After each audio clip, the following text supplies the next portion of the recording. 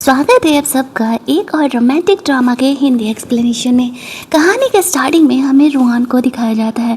वह इस कहानी का हीरो है और वह एक शादी अटेंड करने के लिए आया हुआ है। दूसरी तरफ टियान की शादी हो रही है अपनी ही बेस्ट फ्रेंड एनी के साथ, और वहाँ पर एनी इस कहानी की हीरोइन है। उसकी मॉम अब इस दुनिया में नहीं है। उसके डैड और उसके स्टेप मदर यहाँ पर आए हुए हैं। एनी का कहना है कि मैं अपनी मॉम को भी अपनी शादी में इन्वाइट करना चाहती हूँ। उनकी फ़ोटो को यहाँ पर बुलाती है। उसके डैड बुलाने के लिए हाँ कह देते हैं क्योंकि यहाँ पर ज़्यादा तमाशा ना हो। मरी हुई एनी की मॉम को फ़ोटो यहाँ पर लेकर के आया जाता है। एनी कुछ रिचुअल वगैरह करती है जो कि मरे हुए लोगों का किया जाता है। आफ्टर दैट वो अपनी शादी को कंप्लीट करती है। रोहान ऊपर फ्लोर से एनी को देख रहा था। वो एनी को पहचानता था लेकिन एनी उसे नहीं पहचानती थी। शादी के बाद एनी और टियान आपस में बात कर रहे थे। वो दोनों बेस्ट फ्रेंड थे। टियान ने एनी की जान बचाई थी और इस शादी से उन दोनों का फ़ायदा था। टियान की कोई और गर्लफ्रेंड थी लेकिन वो एनी से शादी सिर्फ इसीलिए किया था ताकि यहाँ पे वो उसे उसके कंपनी में कुछ हेल्प दिला सके। उसकी गर्लफ्रेंड उसे कॉल कर दी है तो ध्यान वहाँ से चले जाता है और एनी को कहता है आई होप कि तुम एंजॉय करो ऊपर वाले फ्लोर पर। फिर एनी ऊपर वाले फ्लोर पर जाती है जहाँ पर कि वो रोहान से मिलती है। कहानी के दो ट्विस्ट तो बिल्कुल कहानी को पलट करके रख देने वाले हैं आगे चल करके। तो यहाँ पे ड्रंक कंडीशन में वो रोहान को अपने साथ नाइट स्पेंड करने के लिए बोलती है। रोहान उसे कहता है लेकिन मैं तुम्हारा हस्बैंड नहीं हूँ। एनी कहती है लेकिन आज के लिए तो तुम्हें मेरा हस्बैंड है। क्यों? अगर तुम्हें मन नहीं है तो तुम मुझे बोल सकते हो, कोई फोर्स नहीं है। तो फिर वो मना नहीं कर पाता है और वो दोनों फाइनली यहाँ पर एक दूसरे के साथ रोमांस करते हैं। जहाँ पर कि रोहान तो एनी को पहचान रहा था लेकिन एनी यहाँ पर रोहान की असलियत नहीं जानती थी। वो दोनों ही यहाँ पर रोमांस करते हैं और रोहान को ऐसा लगा था कि मानो एनी अब उसकी लाइफ में वापस आ जाएगी आज रात के बाद, लेकिन ऐसा कभी नहीं होता है। हम जो सोचते हैं वो हो वो ज़रूरी तो नहीं है ना। अब जब रोहान एनी को रिस्पॉन्सिबिलिटी लेने के लिए कहता है तो वो कहते 1 मिनट, कौन सी रिस्पॉन्सिबिलिटी? एज यू नो कि मैं मैरिड हूँ और मेरी शादी तो आज ही हुई है, तो फिर मैं तुम्हारी रिस्पॉन्सिबिलिटी भला कैसे ले सकती हूँ। वो उसे कहता है हाँ बात तो सही है। एना से कहती है डोंट वरी हम जल्दी ही मिलेंगे। ऐसा कह के वो वहाँ से निकल जाती है। रोहान एनी के बारे में अब सब कुछ पता लगवाता है। यहीं दूसरी तरफ हम लोग देखते हैं कि एनी अपने बेस्ट फ्रेंड से बात कर रही थी। वो वापस लौट आ चुका था और उसके नेक पे लव बाइट को देख करके वो कह रहा होता है लगता है कि रात काफ़ी अच्छा गुजरा है। एनी उसे कहती है छोड़ो इन चीज़ों को, बताओ तुम्हारी गर्लफ्रेंड के साथ प्रॉब्लम सॉल्व हुआ है नहीं? वो कहता है हाँ प्रॉब्लम तो आसानी से सॉल्व हो गया। अब यहाँ पे एनी के फादर ने उन्हें मिलने के लिए बुलाया हुआ था। वो कहती है डोंट वरी मैं खुद यहाँ पर संभाल लूँगी, तुम्हें साथ चलने की कोई ज़रूरत नहीं है। और फिर यहाँ पर इस तरीके से वो अपनी फैमिली से मिलने के लिए जाती है जहाँ पर कि जो उसकी फैमिली थी उसके साथ बहुत ही बुरे तरीके से बिहेवियर कर रही थी। और शर्त ये था कि शादी के बाद एनी को 10% शेयर मिलेंगे जो कि उसकी कंपनी के 10% शेयर वो उसे देना नहीं चाह रहे थे और वो उसके सौतेले भाई टियान को देने का प्लान कर रहे होते।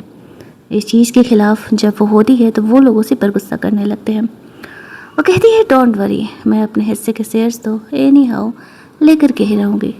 ये कह के फ़िलहाल के लिए वो घर से बाहर निकल जाती है। हमें पता चलता है उसके और उसके फैमिली के बीच बिल्कुल भी चीज़ें सही नहीं चल रही थी। और यहीं दूसरी तरफ रोहान को एनी के फैमिली के बारे में पता चल जाता है किस तरीके से उसकी फैमिली और उसके बीच के रिलेशनशिप बिल्कुल सही नहीं है। और अब वो यहाँ पर कहीं ना कहीं एनी का हेल्प करने का डिसाइड करता है, लेकिन ये बात वो सामने से उसे नहीं बताने वाला था कि एक्चुअल में वो कौन है। और यहाँ पर अगले दिन इस तरीके से उसका भाई एनी का मजाक उड़ा रहा था। तुम इतनी मेहनत कर रही थी कंपनी के 10% शेयर के लिए और मेरे डैड वो 10% शेयर तो मुझे यूं ही दे रहे हैं, तुम क्या ही लड़ोगी मुझसे? मुझे तो कभी कभी तुम पर तरस आता है। वो हंसते हुए कहती है कोई बात नहीं भाई, अभी 10% शेयर मिले नहीं ना है, जब मिल जाएंगे तब बात करेंगे हम। ऐसा कह के वो उसे वहाँ से जाने के लिए कहती है। घर से बाहर रोते हुए निकलती है जहाँ पर कि रोहान वहाँ से गुजर रहा था। वो उसे देखता है और उसे देख करके खुद को रोक नहीं पाता है। वो फ्लैशबैक में याद कर रही थी कि जैसे ही जर्मनी से वो अपनी स्टडी कंप्लीट करके लौटी थी उसके डैड ने उसे पागल खाने में भर्ती करा दिया था ताकि वो उसके मॉम के शेयर्स को ना ले सके। और यहाँ पर उसकी ग्रैंडमदर ने जैसे तैसे करके उसे पागल खाने से बाहर निकाला था। अब मुश्किलें बहुत ज़्यादा ही बढ़ रही थी। फ्लैशबैक को याद करके वो बहुत ज़्यादा ही रो रही होती है, जहाँ पर कि रोहान उसे देख करके खुद को रोक नहीं पाता है और उससे बात करने के लिए चले जाता है। उसे कहती है कि वो बहुत ही ज़्यादा वाली शैड है, वो अकेले नहीं रहना चाहती है, क्या वो उसे अपने साथ लेकर के चलेगा। जहाँ पर कि वो उसे कहता है हाँ क्यों नहीं, मैं भी तुम्हें अकेले नहीं छोड़ना चाहता हूँ। ऐसा कह के वो उसे अपने साथ लेकर के जाता है, जहाँ पर कि वो वापस से उसी के साथ थे। After that romantic night any Rohan को ऑफर करती है, मैं तुम्हें 1 मिलियन पर मंथ के हिसाब से अपना बंदा बना के रखना चाहती हूँ, क्या तुम इंटरेस्टेड हो। रोहान उसे कहता है कुछ सोचने के बाद, हाँ क्यों नहीं, यह तो तुमने बहुत ज़्यादा ही पैसे मुझे ऑफर कर दिए। दरअसल मैं थोड़ा सा कन्फ्यूजन में था। एनी सोच रही होती है कि चलो ठीक है भाई, रोहान को वो अपने पास रख लेती है, वैसे भी दियान की तो गर्लफ्रेंड है और वो दोनों तो बस बाई नेम मैरिड है, यहाँ पे बेहतर होगा अगर उसके साथ भी कोई रहे तो। आफ्टर दैट अब उसे एक कंपनी जाना था, जहाँ पर कि कंपनी में उसके डैड 10% शेयर अपने बेटे के नाम करने वाले थे। कुछ जो शेयर होल्डर थे वो इस बात के खिलाफ थे, हालांकि उसके डैड इस बात को ज़्यादा वैल्यू दे नहीं रहे थे क्योंकि वो लोग बहुत ज़्यादा शेयर्स होल्ड नहीं करते थे। तभी एनी यहाँ पर बीच में आती है, कहती है वो दियान के साथ आई थी, कहती है डैड मैं भी तो आपकी बेटी हूँ ना, तो आप सारा हिस्सा यूं ही दियान को कैसे देते रहे। इस कंपनी में दियान ने कभी अपने वर्थ को प्रूफ नहीं किया है, तो क्यों ना अब हम दोनों को एक मौका दो। वो रोहान ग्रुप से एक कॉन्ट्रैक्ट बैलेंस का साइन करा के लेके आने वाला है, जो कि अभी अंडर प्रोसेस है, तो देखते हैं कि हम दोनों में से कौन ही वो कॉन्ट्रैक्ट लेकर के आता है, और जो ही ये कॉन्ट्रैक्ट लेकर के आएगा ये 10% शेयर उसके हो जाएंगे। अब शेयर होल्डर के सामने उन्हें उसकी ये बात माननी पड़ती है, लेकिन घर जाकर के वो दियान से कह रहा था कि मुझे डर है कि कहीं नहीं वो प्रोजेक्ट ना लेकर के आए। दियान कहता है डैड चांस ही नहीं है, मैंने वहाँ के मैनेजर से पहले ही सेटिंग कर लिया है और ज़रूर ही वो मेरे साथ ही कॉन्ट्रैक्ट साइन करेगा। इधर एनी और उसका जो हस्बैंड था वो दोनों मिलकर के साथ में काम कर रहे होते हैं, और तभी वहाँ पे रोहान एनी को कॉल करता है तो उसका हस्बैंड दियान बोल देता है कि वो नहा रही हैं। अब पूरी रात रोहान यही सपना देखते रह जाता है कि वो दोनों साथ में रोमांस कर रहे होंगे। उसके माइंड में बहुत से थॉट्स चल रहे होते हैं जो कि वो जा कर के भी उसे यहाँ पर बता नहीं सकता था, एक्सप्लेन कर नहीं सकता था। अगले दिन वो रेडी वेडी होकर के कंपनी के मीटिंग के लिए निकलता है। एनी यहाँ पर उस कंपनी के मैनेजर को बताना चाह रही थी कि मेरे पास भी एक प्रोजेक्ट है, एक बार देख लो, लेकिन वो देखने तक के लिए रेडी नहीं था। उसका कहना था मुझे ज़रूरत नहीं है, मैंने ऑलरेडी तुम्हारे भाई के साथ बात कर लिया और वो काफ़ी है। ये कह के वो वहाँ से जाने लगता है।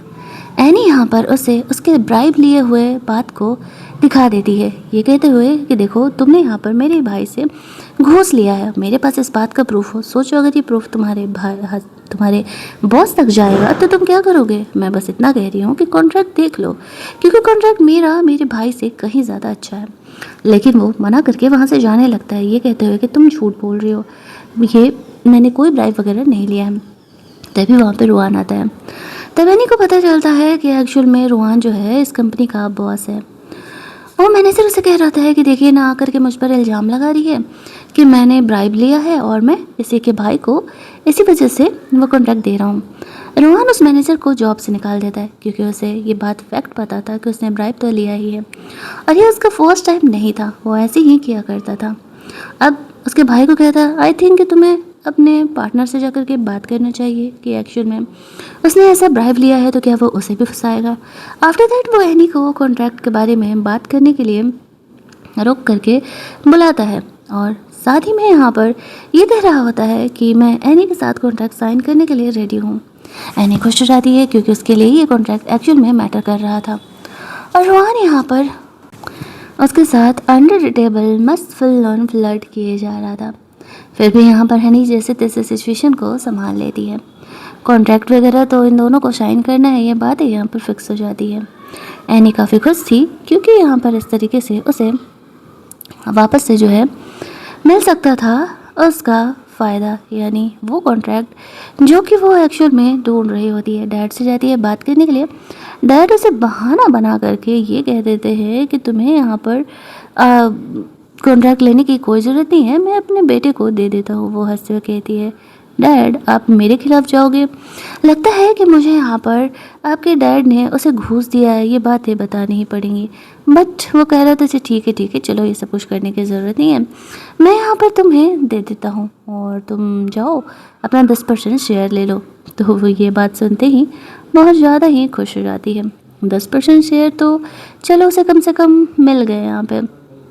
और अब उस 10% शेयर के बाद भी उसे शेयर चाहिए थे। घर पर उसका भाई और उसकी माँ आपस में बातें कर रहे होते हैं कि 10% शेयर तो उसे मिल गए। मुझे लगा नहीं था कि एक्चुअल में वो इतनी आसानी से बॉस मानने वाला है। अब असलियत हमें एनी के बारे में पता चलता है। एक्चुअल में ये सब कुछ शुरुआत से ही एनी का ट्रैप था। उसने पहले ही यहाँ पर बात पता कर लिया था कि उसका भाई क्या प्लान कर रहा है। दैट्स व्हाई रोहन की आइडेंटिटी जानने के बाद उसने खुद को उसके सामने पिटीफुल दिखाया, बार बार उसके सामने गई, उसके साथ नाइट स्पेंड किया एंड आफ्टर दैट वो कॉन्ट्रैक्ट ले लिया। रोहन यहाँ पर एनी से मिलने के लिए आता है और अब वो उसके साथ ये रिलेशनशिप को ख़त्म करने के लिए बोलती है। तब जा करके रोहन उसे कहता है और तुम ये रिलेशनशिप ख़त्म करोगी, वहीं दूसरी तरफ मैं वो कॉन्ट्रैक्ट ख़त्म करूँगा। और फिर तुम्हें लगता है कि ये कॉन्ट्रैक्ट अगर मैं तुम्हारे डैड की कंपनी को नहीं देता हूँ तो वो 10% शेयर तुम्हें मिलेंगे? इस बात पर एनी से कहती है तुम धमकी दे रहे हो? रोहन कहता है नहीं, मैं तो तुम्हारे साथ डील कर रहा हूँ, जैसे हमारा रिलेशन चल रहा है चलने दो और बदले में तुम्हें कंपनी के शेयर्स मिल जाएंगे। एनी सोचती है चलो ठीक है, वैसे भी उसका क्या ही जा रहा है, रोहन अमीर है और वो कौन सा उनसे प्यार करती है, सिर्फ दोनों एक दूसरे के साथ टाइम पास ही तो कर रहे हैं। वो मान जाती है। अगले दिन वो अपने साइकेट्रिस्ट डॉक्टर के पास जाती है जिससे कि वो अपनी प्रॉब्लम शेयर किया करती थी। वो बताती है पता नहीं क्यों वो रोहन से अलग होने के नाम पर ही काफ़ी उदास हो गई थी और उसे समझ नहीं आता है कि आखिरकार वो रोहन को भूल क्यों नहीं पा रही है। जर्मनी में क्या हुआ मुझे याद नहीं है। अगले दिन वो और रोहन डील साइन करने के लिए जाते हैं। एनी जब जर्मनी में पढ़ रही होती है तो उसे उस टाइम की मेमोरी याद नहीं थी। जब वो वापस लौटी थी तो उसके डैड ने उसे पागल खाने भेज दिया था। इसी वजह से वो बहुत लॉन्ग टाइम की मेमोरी अपनी खो चुकी थी। कॉन्ट्रैक्ट वगैरह साइन करने के बाद वो वापस लौटती है और वो दोनों यहाँ पर वापस से एक दूसरे के साथ काफ़ी लंबा समय बिताते हैं। एनी अब रोहन को कहीं ना कहीं अपना हिडन बॉयफ्रेंड मान चुकी थी। इधर घर पर उसकी फैमिली आपस में बात कर रही थी। उसके डैड यहाँ पर अपने बेटे पर गुस्सा कर रहे थे। मैंने कहा था कि ये शर्त नहीं लगाते हैं, देखो एनी को 10% शेयर मिल गए ना और वो इसी तरीके से बहुत सारे परसेंट शेयर ले सकती है। तभी वहाँ पर एनी आती है और मेडिकल फील्ड में उसके डैड यहाँ पर काम करना चाह रहे थे। वहाँ से भी वो प्रोजेक्ट लेकर के आई हुई थी। जब उसके डैड देखते हैं तो वो काफ़ी खुश हो जाते हैं, लेकिन एनी इस प्रोजेक्ट के बदले और 5% शेयर का डिमांड करती है। उसके डैड यहाँ पर वो भी देने के लिए तैयार हो जाते हैं। ये सुनते ही उसका भाई बहुत ही गुस्सा करने लगता है और यहाँ पर कहता है कि अब डैड ऐसा कैसे कर सकते हैं। नहीं कहती ठीक है, अगर शेयर नहीं देना तो आपकी मर्जी, लेकिन उसके डैड की मजबूरी हो जाती है। दूसरी तरफ ये दोनों वहाँ बैठे आपस में बात कर रहे थे कि हमें कल कॉन्ट्रैक्ट साइन होने से पहले कुछ तो करना पड़ेगा। अगले दिन यानी कि ग्रैंड मदर, जिनका दिमाग अब पहले से कम काम करता है, उन्हें घर की मेड उसके भाई के कहने पर कह देती है कि एनी की तबीयत खराब है। अब वो घर से बाहर निकल जाती है। दूसरी तरफ एनी जब कॉन्ट्रैक्ट साइन करने के लिए जा रही थी तो उसे पता चलता है कि ग्रैंड मदर गायब है। रोहन उसे ढूंढने के लिए लेकर के जाता है। ग्रैंड मदर मिल जाती है। वो बहुत ही ज़्यादा खुश थी। एनी को पूछ रही होती है कि रोहन कौन है। रोहन उन्हें बताता है कि मैं एनी का बॉयफ्रेंड हूँ। ग्रैंड मदर ने एक कपल रिंग रखा हुआ था वह रोहन और एनी को दे देती है। अब यहाँ पे रोहन तो बहुत ही खुश हो जाता है क्योंकि एक तरीके से पेरेंट का अप्रूवल ही इसे मिल रहा था। एनी भी ग्रैंड मदर को कुछ भी सच नहीं बताती है क्योंकि वैसे उनका दिमाग काम नहीं कर रहा था। ग्रैंड मदर तब ठीक थी, बट पंगा ये था कि दूसरी तरफ एनी का भाई इस सिचुएशन का फ़ायदा उठाते हुए उस बिजनेसमैन से डील साइन करने के लिए चले जाता है क्योंकि उसे लेट लतीफ़ लोग बिल्कुल भी नहीं पसंद थे। जैसे उन दोनों का डील साइन होने वाला था, रोहन उन्हें कॉल करता है, बोलता है मुझे पता है कि तुम एनी के भाई के साथ डील साइन करने वाले हो, लेकिन अगर तुमने ऐसा किया तो हमारी कंपनी के साथ वो कॉन्ट्रैक्ट कैंसिल हो जाएगा। मजबूरी में उस बंदे को रुकना पड़ता है। रोहन की वजह से एनी को एक और प्रोजेक्ट मिल जाता है, वरना ये प्रोजेक्ट तो उसके हाथ से ही गया था समझो। उसके भाई को गुस्सा आने लगता है कि क्या सच में रोहन उसे इतना ज़्यादा सपोर्ट कर रहा है, क्योंकि उसे पता था कि उस बंदे को रोहन नहीं कॉल किया है। फिर एनी उस इवेंट पर जाती है और फाइनली उस बंदे के साथ अपना कॉन्ट्रैक्ट साइन करती है, जिस वजह से कि उसका 5% शेयर वाला ऑफर जो था। और अगले दिन रोहन एनी से मिलने का प्लान कर रहा होता है। उसे कॉल करके बुलाता है। एनी आने के लिए तैयार भी हो जाती है। बट प्रॉब्लम तब होता है जब वो निकल रही थी और वहाँ पर उसका फ्रेंड तियान आ जाता है। वहाँ से कहता है ग्रैंडफादर तुमसे मिलने का जिद कर रहे हैं, उनका बर्थडे पार्टी है और वो तुम्हें आने के लिए बोल रहे हैं। अब एनी अपने दोस्त को ऐसे तो नहीं छोड़ सकती थी क्योंकि उसने ऐसे सिचुएशन में उसका हेल्प किया है। तो वो रोहन को सोचते हैं मैसेज करके वो निकल जाएगी, लेकिन फिर वो नोटिस करती है उसका तो फ़ोन का बैटरी ही डेड है, तो फिर वो कैसे ही निकल पाएगी। वो ऐसे ही तियान के साथ बर्थडे पार्टी अटेंड करने के लिए चली जाती है, जहाँ पर कि ग्रैंडफादर इस तरीके से उसे देख के काफ़ी खुश थे। रोहन इंतज़ार करते रहता है। कुछ घंटे बीत जाते हैं, एनी से वो कॉन्टैक्ट भी नहीं कर पा रहा था। तब उसे पता चलता है एनी इस पार्टी में गई हुई है। तब वो वहाँ पर उस पार्टी के लिए निकलता है, जहाँ पर कि एनी और तियान को ग्रैंडफादर के सामने वो एक दूसरे से बहुत ही क्लोज है ये चीज़ दिखाना पड़ता है। ग्रैंडफादर यहाँ पर एनी के बिहेवियर से बहुत ज़्यादा ही खुश थे। पार्टी स्टार्ट होता है, तभी वहाँ पर रोहान आ जाता है। रोहान को आया हुआ देख करके तियान के ग्रैंडफादर बहुत ही खुश हो जाते हैं। सब जानते थे कि रोहान कितना बड़ा बिजनेसमैन है, वो उसके बर्थडे पार्टी में आए हैं तो ज़रूर ही इसके पीछे का कोई रीज़न होगा। एनी रोहन को देख करके शौक हो जाती है। वो समझ जाती है वो उसे फॉलो करते करते यहाँ पर आया हुआ है। कुछ देर इधर उधर की बातें होती हैं। एनी को फॉलो करते हुए रोहन पीछे पीछे उसके कमरे में चले जाता है। एनी उसे एक्सप्लेन कर रही थी एक्चुअल में उससे ये इमरजेंसी में आना पड़ा। तियान के ग्रैंडफादर के बर्थडे पार्टी में वो रोहन को मैसेज करने के लिए फ़ोन उठाई थी तो देखती है कि उसकी बैटरी डेड है। रोहन उसकी बातों का ट्रस्ट कर लेता है। वो दोनों यहाँ पे रोमांस कर ही रहे होते हैं, तभी तियान की सिस्टर यहाँ पर आ जाती है और वो एनी से पूछने लगती है मैंने देखा कि तुम रोहन के बहुत ज़्यादा ही क्लोज हो, क्या तुम यहाँ पर रोहन से मेरी बात कराओगी क्योंकि मैं उसे पसंद करती हूँ। उसकी कोई गर्लफ्रेंड वगैरह तो नहीं है ना। इस बात पर वो कह रही होती है कि नहीं उसकी कोई गर्लफ्रेंड नहीं है, तुम आराम से उसे बना सकती हो अपना बॉयफ्रेंड। तभी वहाँ पर हम लोग देखते हैं कि वो एनी के लिए एक सेक्सी सा लॉन्ग लिंजरे लेकर के आई हुई थी और वो लिंजरे कहती है कि तुम दोनों पहन करके रोमांस करना। उसके जाने के बाद यहाँ पर जो रोहन होता है वो बहुत ही ज़्यादा गुस्सा कर रहा था और कह रहा होता है कि तुम्हारा उसके साथ क्या रिलेशन है। तो वो उसे कहती है उसके साथ क्या रिलेशन है वो तो मैं तुम्हें फ़िलहाल नहीं बता पाऊँगी, पर तुम्हें मुझ पर भरोसा करना होगा। मेरे लाइफ में तुम्हारे अलावा फ़िलहाल और कोई लड़का नहीं है जिससे कि मैं इतना क्लोज हूँ। लेकिन वो उसकी बातों को ऑब्वियसली नहीं मानता है। गुस्सा करके एनी का वो ड्रेस लेकर के चले जाता है। बाहर जाने के बाद एनी के उस ड्रेस को वो जला देता है। एनी सोच रही होती है कि ये बंदा ओवर पॉसेसिव होते जा रहा है, ऐसा बिहेवियर वो बर्दाश्त नहीं कर पाएगी। लेकिन रोहन अपनी दिल की फीलिंग भला कहाँ ही छुपाए, उसे तो एनी से प्यार हो गया था और वो यहाँ पर उसे ये बातें कैसे ही बताए उसे खुद ही ये बातें समझ में नहीं आ रही थी। लेट नाइट एनी जब घर निकल रही होती है उसका फ्रेंड तियान उसे कहता है थैंक्स यहाँ आने के लिए, वरना जो है ग्रैंडफादर बहुत ही गुस्सा करते। वो हंसते हुए कहती है कोई बात नहीं सब सही होगा, तुमने मेरा इतना हेल्प किया तो ऑब्वियस सी बात है कि मुझे यहाँ पर तो तुम्हारी हेल्प करनी ही होगी ना। ऐसा कहते हुए वो वहाँ से चली जाती है तो देखती है रोहान भी उसका इंतज़ार कर रहा है। वो उसी के आने का इंतज़ार तो कर रहा था, थोड़ा ड्रंक था एनी उसे मनाने के लिए ये सब कुछ कर रही होती है और यहाँ पर इस तरीके से मानने के लिए तैयार नहीं था। वो उसे चीज़ें एक्सप्लेन करने का कोशिश कर रही थी कि वो उसकी बात सुने, उसकी बातों का ट्रस्ट करे, लेकिन वो बहुत ही ज़्यादा इस बात को लेकर के शायद गुस्सा था। वो अपने डॉक्टर से मिलती है। डॉक्टर उसे बताती है कि मुझे लगता है कि तुम्हें यहाँ पर उसके साथ थोड़ा वक्त देना चाहिए। इधर उसका भाई अपनी फियांसे के साथ बातें कर रहा था, ये कहते हुए कि ये लड़की मेरे लिए ज़्यादा मुसीबत बनती जा रही है, लेकिन यहाँ पे फिर भी इस तरीके से वो उसका हेल्प करने के लिए तैयार थी और वो दोनों मिल करके अब एनी को सबक सिखाने वाले थे। जहाँ पर कि हम लोग देखते हैं एनी इस तरीके से कॉन्ट्रैक्ट साइन करने के लिए जाती है तो ऊपर से एक बड़ी सी होर्डिंग उसके ऊपर गिरने वाली थी। रोहन उसे संभाल लेता है, वो इंजर्ड हो जाता है और वो उसे हॉस्पिटल लेकर के जाती है, जहाँ पर कि उसे थोड़ा रिग्रेट हो रहा था कि रोहन उसके लिए इतना सब कुछ कर रहा है और वो इस तरीके से उसका इस्तेमाल कर रही है, बट वो कर भी क्या सकती थी। बाहर जा कर के अपने दोस्त से बैठ करके बातें कर रही होती है। तियान उसे काम डाउन करते हुए कहता है मुझे लगता है कि तुम्हें पास्ट को भूल जाना चाहिए। वो बंदा तुमसे इतना प्यार करता है और तुम्हें कम से कम उसे एक मौका तो देना चाहिए। लेकिन यहाँ पर वो कह रही होती है कि मैं तुम किसी पे ट्रस्ट नहीं कर सकती, ये बात तो तुम अच्छे से जानते हो ना। भला कैसे ही मैं उसे पर भरोसा कर लूँ। वो उसे समझा रहा होता है, संभालने का कोशिश कर रहा था।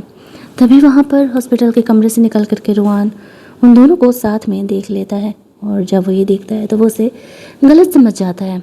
उसे ऐसा लगता है कि शायद यहाँ पर उन दोनों की रिलेशनशिप ठीक है और वो उन दोनों के बीच में आने का कोशिश कर रहा है, बल्कि ऐसा कुछ भी नहीं था। और यहाँ पर वो उसे भला क्या ही बोलता। वो एनी को छोड़ करके वहाँ से बाहर निकल जाता है, ये सोचते हुए कि शायद वो उसके लिए कुछ भी नहीं मैटर करती है। बट ये बातें तो एनी को पता ही नहीं था कि वो उसे देख करके वहाँ से गया है। बाहर जा करके ग्रैंड मदर की तरफ से दिए गए उस रिंग को खोल करके फेंक देता है। उसकी नज़र में उस रिंग का कोई मतलब ही नहीं था, जहाँ पर कि इस तरीके से वो अब एनी की लाइफ में कोई मैटर नहीं करना चाहता था। बल्कि यहाँ पर उसे याद था कि जर्मनी में एनी और रुआन दोनों दोस्त हुआ करते थे। लेकिन आखिरकार ऐसा क्या हो गया कि वो उसे पूरी तरीके से भूल चुकी है। उसे खुद भी इस बात का मतलब नहीं पता था। और जो एनी होती है वो रुआन को ढूंढते हुए आती है तो उसे पता चलता है कि वो हॉस्पिटल से निकल चुका है। वो काफ़ी परेशान हो जाती है कि आखिरकार वो जा कहाँ सकता है।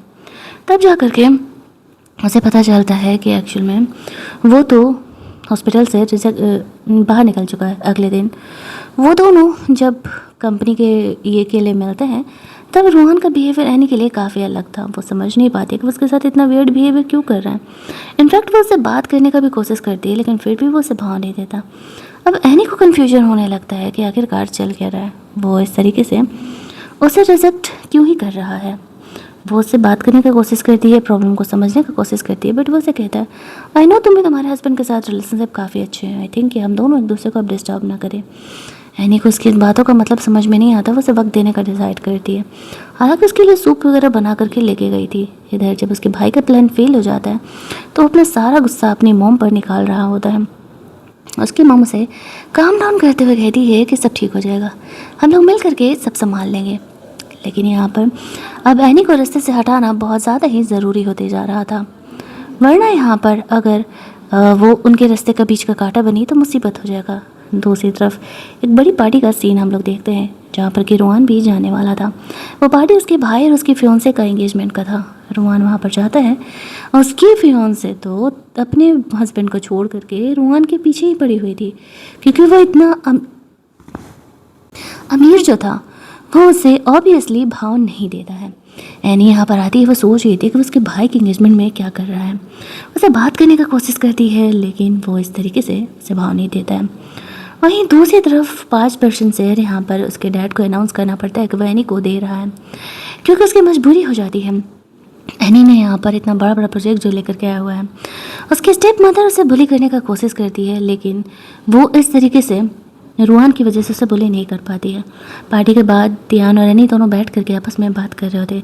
यहीं दूसरी तरफ उसकी फियोंसे और उसका हस्बैंड भी आपस में मिल करके उसकी मॉम के साथ प्लान करते हैं, हमें कुछ ना कुछ तो करना पड़ेगा ताकि एनी को हम रास्ते से हटा सकें, वरना एनी हमारे लिए मुसीबत का कांटा बन सकती है। ऐसा करके वो जो थी वहाँ से चली जाती है। अब इधर घर पर जो हमारे तियान भाई साहब थे, रुआन भाई साहब थे, वो अलग ही दुनिया में थे। अगले दिन एनी इस तरीके से रुआन से बात करने के लिए आती है, लेकिन एज यूजुअल उसे भाव नहीं देता है। उसे थोड़ा थोड़ा तो समझ में आ रहा था कि वो किसी बात को लेकर के जेलस है। शायद वो ध्यान के ही मैटर में जेलस है, बट फिर भी वह रुआन का पीछा नहीं छोड़ने का डिसाइड करती है। अब सैंडल की वजह से एनी को ज़्यादा चला नहीं जा रहा था, तो रुआन शुरुआत में तो उसे इग्नोर कर देता है, लेकिन फिर उसे देखा नहीं जाता और उठा के लेकर के जाता है। और उसने उसके लिए कार में स्लीपर भी रखे थे, दैट्स वाई उसे स्लीपर पहनाता है। एनी से कहती है तुम्हारे कार में ये गर्ल्स के स्लीपर क्या कर रहे हैं। इस बात पर वैसे कहता है इस स्लीपर में अपने होने वाली वाइफ के लिए लेकर के रखा हुआ हूँ। वैसे कहती है ओह तो फिर तुम ये मुझे क्यों पहना रहे हो। वैसे कहता है तुम्हें भी ज़रूरत है तो आई थिंक ये तुम पहनोगी तो ज़्यादा बेहतर होगा। अब भाई साहब यहाँ पर होने लगते थोड़ा बहुत एनी को जेलस, लेकिन जेलस होने का वक्त नहीं था। अगले दिन कंपनी में उसके डैड अनाउंस करते हैं सबके शेयर को 50% तक रिड्यूस कर दिया गया और सारे शेयर्स यहाँ पर अगले कुछ दिनों में उसके बेटे को जाने वाले। एनी ये बात सुन करके शौक हो जाती है। उसने ऐसा कुछ एज्यूम नहीं किया था होने वाला है। तभी न्यूज़ में जानबूझ करके उस डैड ने एनी के मॉम के मौत के बारे में बातें फैला दी थी, जिस वजह से कि उसकी मुश्किलें अब बहुत ज़्यादा ही बढ़ गई थी। और यहाँ पर इस तरीके से जो है वो बहुत ही ज़्यादा सैड थी, अपने ट्रॉमा को संभालने का कोशिश कर रही थी, जो कि ट्रॉमा उसके लिए संभालना नेक्स्ट टू इम्पॉसिबल हो रहा था।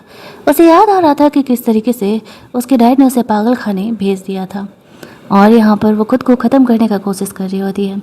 वापस से यहाँ पे रोहान आता है, वो एनी को संभाल रहा होता है। उसे कहता है तुम्हें खुद को ख़त्म करने की कोई ज़रूरत नहीं है, मैं हूँ यहाँ पर तुम्हें संभालने के लिए, फिर तुम ऐसा क्यों कर रही हो। वो अपना सारा गुस्सा, सारा एंजाइटी यहाँ पर निकाल देती है रोहान के ऊपर। रोहान तब भी उसे छोड़ करके नहीं जाता है। इधर ये दोनों आपस में फुल ऑन प्लान कर रहे होते हैं। तभी यानी जानबूझ करके अपने भाई को दिखाती है कि एक्शन में वो किसी और लड़के के साथ है, अपने हस्बैंड को छोड़ करके उसे फॉलो करने लगता है। वो किसी दूसरे बिजनेसमैन के जानबूझ करके होटल के कमरे में भेज देती है, जहाँ पर कि उसे तो ऐसा लग रहा था कि वो यहाँ पर अभी जंग जीतने ही वाला है।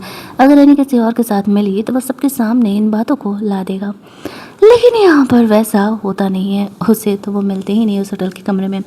जो बिजनेसमैन मिलती है वो बहुत ही ज़्यादा उस पर गुस्सा कर रहे थे। उसके डैड को ये बात पता चलता है तो वो बहुत ही भड़कने लगते हैं। एनी ने अपना एक छोटा सा रिवेंज ले लिया था, जो कि रिवेंज यहाँ पर उसे काफ़ी टाइम से लेना था।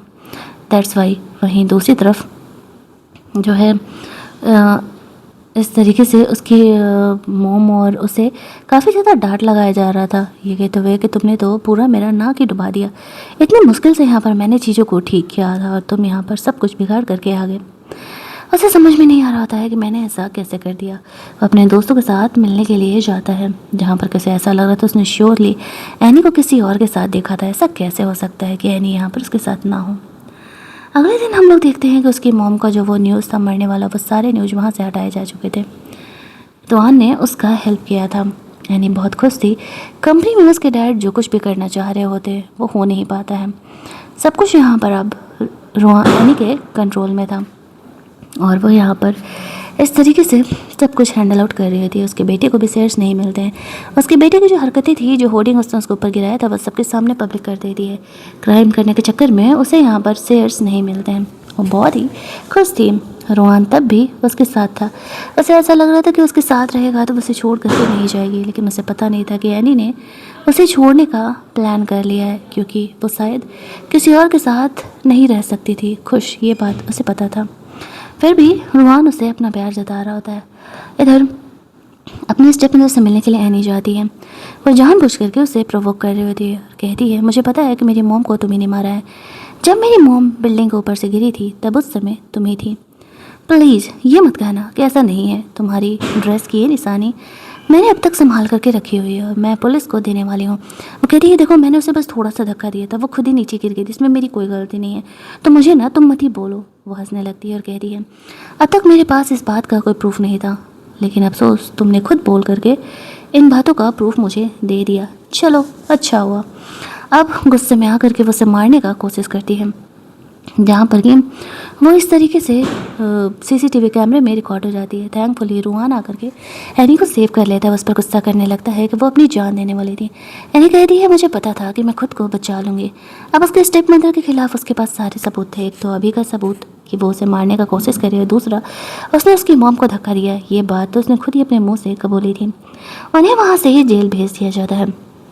एनी ने इन बुरे लोगों में से कम एक से तो रिवेंज ले लिया था। वो अपनी मॉम की ग्रेव पर जाती है, जहाँ पर कि रोहान उसके साथ था।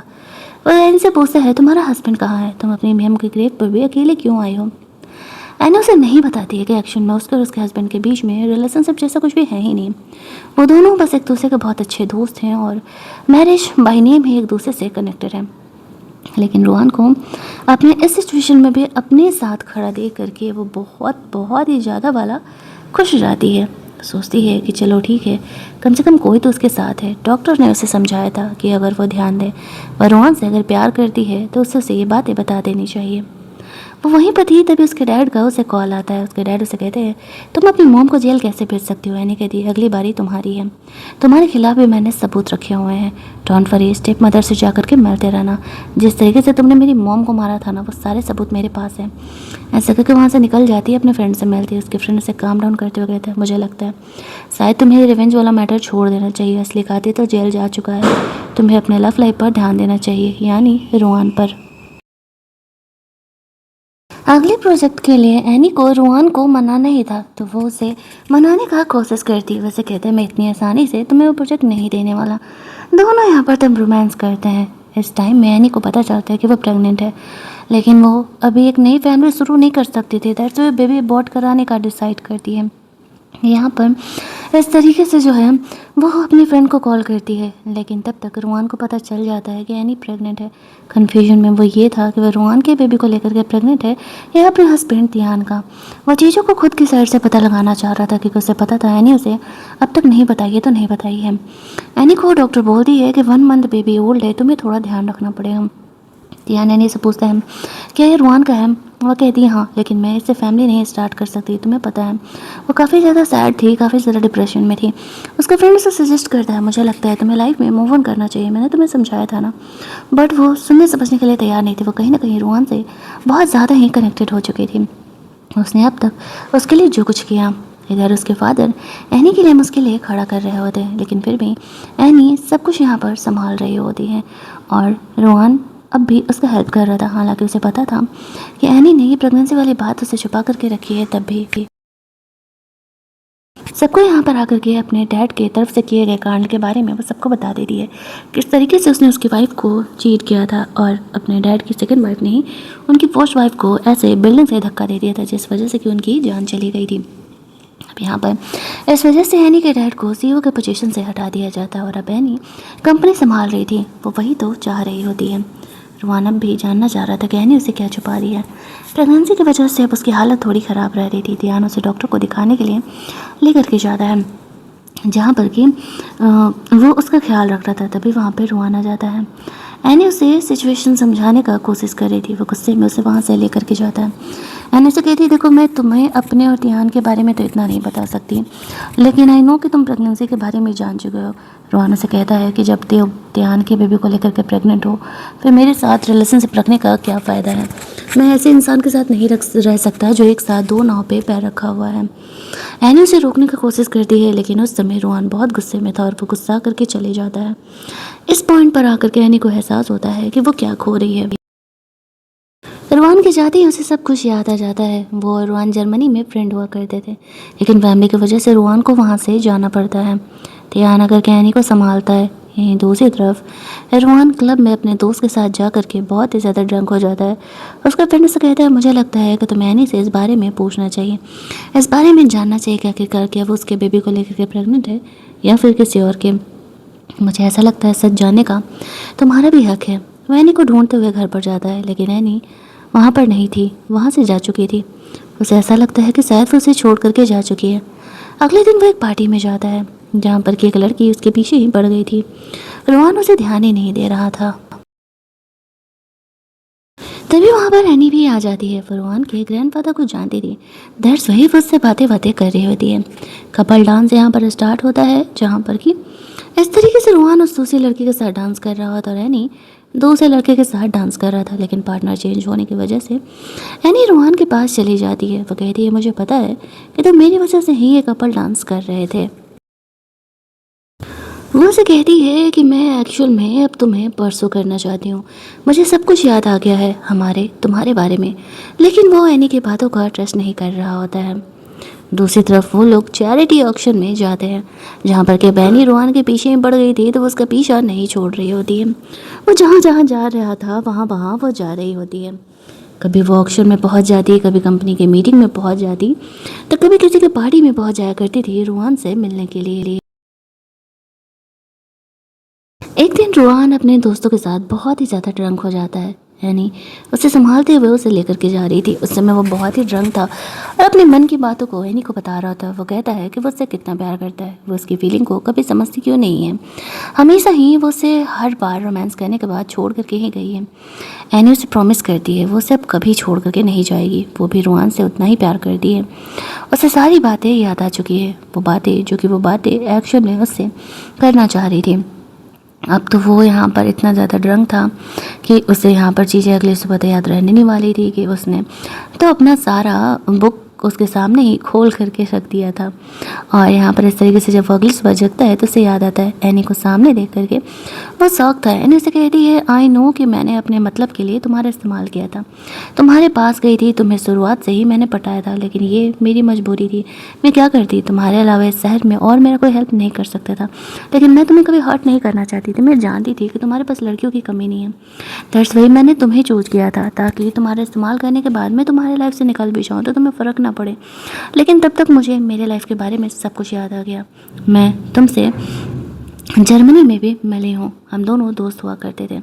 बस मुझे तुम एक बार परसू करने का मौका दे दो, और मैं कुछ तुमसे नहीं मांग रही हूँ। तो वो उसे ओके कह देता है, ठीक है, लेकिन वो उसे हाँ कहेगा नहीं, इस बात की कोई गारंटी नहीं है।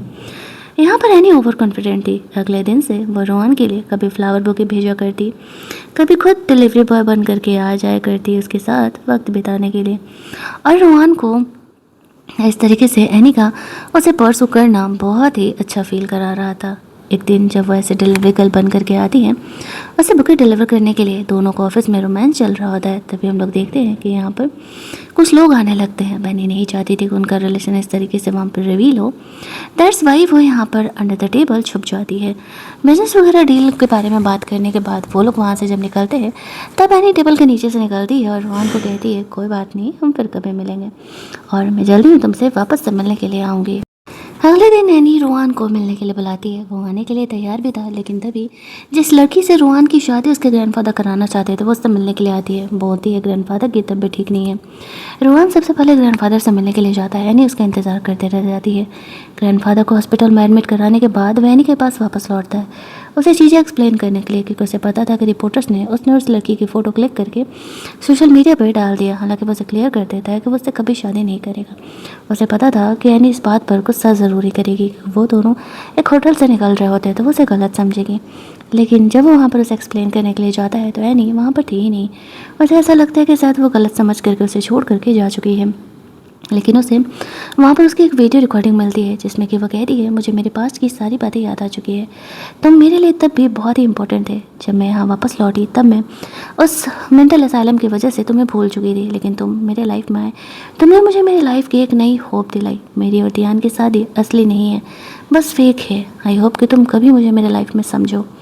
ये कह के वो वहाँ से ही जा चुकी थी। यहाँ पर ध्यान आता है और वो रोहन को सारी बातें सच्चाई बताता है। पागल खाने में जिस रात वो मरने वाली थी डॉक्टर के टॉर्चर की वजह से, तो मैंने जा करके उसकी जान बचाई थी। तब से हम दोनों दोस्त बने थे। हम दोनों सिर्फ शादी नाम से किए हैं, दूसरे का फ़ायदा उठाने के लिए कंपनी का मैटर में। वो तुम्हें सच इसलिए नहीं बता रही थी क्योंकि उससे मेरी प्राइवेसी कहीं इन्वेड ना हो।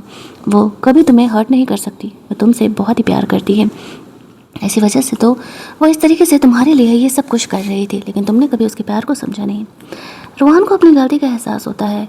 उसे ऐसा लग रहा था कि एनी जानबूझ करके उसे हर बार छोड़ करके जाती है, लेकिन उसे तो रोहन याद ही नहीं था। माना कि वो उसका इस्तेमाल करने के लिए आई थी, लेकिन वो भी तो प्यार एनी से करता था ना, तो उसे एक मौका दे सकता था। और उसकी एक छोटी सी गलती एनी के मन में रोहन के लिए काफ़ी गलतफहमी पैदा कर चुकी थी। तो वो एनी को ढूंढ रहा था, वो किधर है। उसे एनी हाउ मना करके अपनी लाइफ में वापस लेकर के आएगा। यहीं दूसरी तरफ एनी जो थी वो अपने डैड के साथ हॉस्पिटल में थी। उसके डैड को अब ऐसे लकवा का अटैक आ चुका था और वो बोल भी नहीं पा रहे थे। एनी उसे कहती है, इसी को कर्मा कहते हैं। तुम्हें क्या लगा मैं तुम्हें मरने के लिए छोड़ देती तो क्या तुम्हें कोई बचाने वाला था? तुम्हारी बीवी जेल में है, तुम्हारे बेटे को तुम्हारी फिक्र नहीं है, लेकिन मैंने इसलिए बचाया ना ताकि तुम भी तड़प तड़प के मरो, क्योंकि तुम अगर आसानी से मर जाओगे तो मेरी मॉम का मरना जाया जाएगा। मुझे वो रिवेंज नहीं मिलेगा जो कि तुम लोगों ने मेरी मॉम को मारा था। तुम्हारी कंपनी अब मेरी है। ये सब कुछ बोल करके वो ऑफिस पहुँचती है जहाँ पर कि बहुत सारे रिपोर्टर्स एनी को घेर लेते हैं। रोहन एनी के सपोर्ट में आता है और कहता है, एनी मेरी फियांसे है और ये कंपनी के CEO भी है। रोहन के यहाँ आते ही सारे रिपोर्टर्स वहाँ से चले जाते हैं। इसके बाद रोहन और एनी दोनों एक हो जाते हैं और हमारी ये कहानी यहीं पर एंड कर दी जाती है। कहानी अच्छी लगी होगी तो वीडियो को लाइक और शेयर करना मत भूलना। चैनल को सब्सक्राइब कर लेना ताकि नए वीडियोज़ की नोटिफिकेशन आपसे मिस ना हो। चलिए जल्दी से मिल लेते हैं हम लोग एक और नई कहानी के हिंदी एक्सप्लेनेशन। और हाँ, आफ्टर दैट जब एनी को कंपनी मिल जाता है तो उसने ध्यान से लीगली डाइवोर्स ले लिया था। मतलब उन दोनों के बीच कभी कोई प्यार मोहब्बत नहीं था और ये इस कहानी की सबसे अच्छी बात थी।